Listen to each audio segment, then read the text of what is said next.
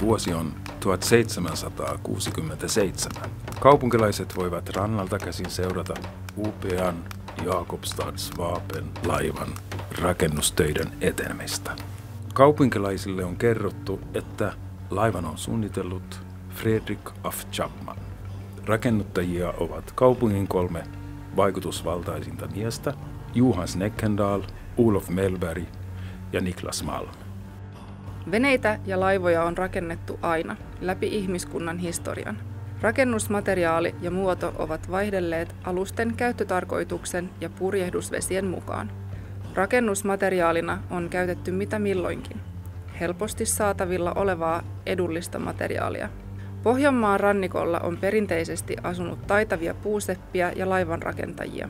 Alueen kaupungeissa rakennettiin 1600–1800-luvuilla suuria määriä erikokoisia laivoja ja aluksia. Laivat rakennettiin yleensä männystä ja niiden käyttöikä jäi melko lyhyeksi, vain noin 10 vuoteen. Uusia laivoja tilattiin siksi jatkuvasti. Monesti laivanomistaja saattoi myydä laivansa eteenpäin jo sen neitsyysmatkalla Tukholmaan. Monet laivat myytiin vielä Tukholmastakin eteenpäin, muun muassa Englantiin, missä vallitsi kova pula puutavarasta. Laivan rakennustelakoita oli kirjallisten lähteiden mukaan etenkin Kokkolassa, Pietarsaaressa, Uudessa-Karlepyyssä, Vaasassa ja Kristiinankaupungissa.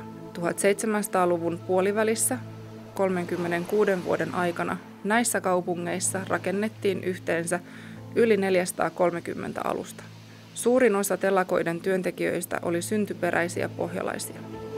Kun Kristiinankaupungin telakka oli suurimmillaan 1850-luvulla, siellä voitiin rakentaa jopa 9 alusta rintarinnain. Telakalla työskenteli silloin jopa 500 miestä. Kaupungissa ei siihen aikaan asunut kuin reilu 2200 henkeä, joten osa työvoimasta tuli muualta.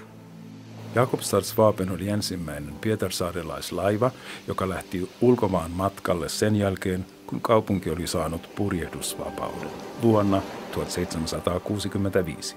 Purjehdusvapaus tarkoitti sitä, että kaupungit saivat käydä ulkomaan kauppaa suoraan.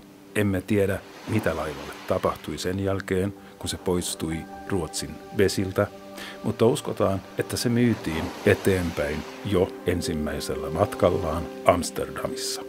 Yhden ainoan laivan rakentaminen saattoi työllistää satoja miehiä. Työvoimaa tarvittiin myös metsätöissä ja puun kuljetuksessa. Lautoja sahattiin, köysiä punottiin, purjeita ommeltiin, taljoja valmistettiin. Pieniä puusepäntöitä oli valtavasti ja kaikki tehtiin ja valmistettiin paikallisesti. Suuria tilauksia tehtiin myös paikallisilta rautaruukeilta. Kaikkien tarveaineiden liikuttamiseksi tarvittiin miehiä ja hevoskuljetuksia. Toiminta työllisti myös kiertäviä käsityöläisiä. Metsät kävivät laivarakennustelakoiden läheisyydessä pian vähiin, koska telakat suorastaan nielivät puuta. Tarpeeksi vahvojen ja suorien runkojen löytäminen kävi aina vain vaikeammaksi, ja puutavaraa jouduttiin tuomaan aina vain kauempaa.